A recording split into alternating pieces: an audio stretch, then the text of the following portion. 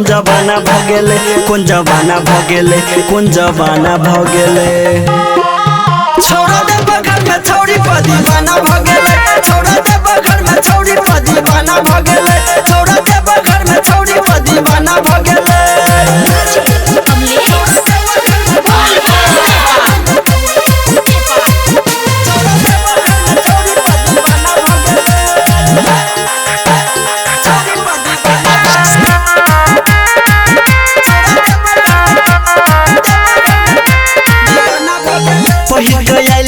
गेरुआ रंग के साड़ी कौदल के देव घर में कांड छौरी भारी। हाँ हाँ पहिर गयल रह गेरुआ रंग के साड़ी कौदल के देव घर में कांड छौरी भारी।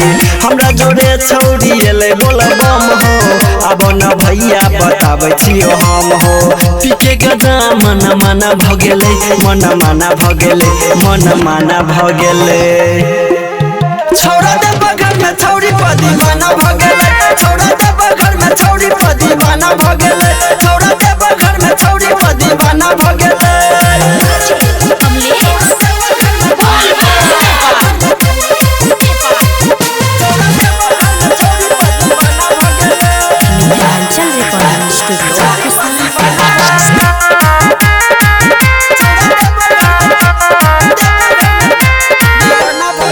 पहले से छौरी के रहे विचार हो, जब घर में पैसा एक भगेले फरार हो। हाँ हाँ पहले से छौरी के रहे विचार हो, जब घर में पैसा एक भगेले फरार हो। राइटर भोलू देख लेल के अपना एक सा छौरी चल गेले छोड़ा के हो बाइक सा।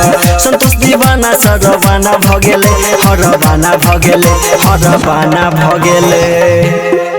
छोड़ा दे बगल में छौरी पर दीवाना भगेले, छोड़ा दे बगल में छौरी पर दीवाना भगेले, छोड़ा दे बगल में छौरी पर दीवाना भगेले।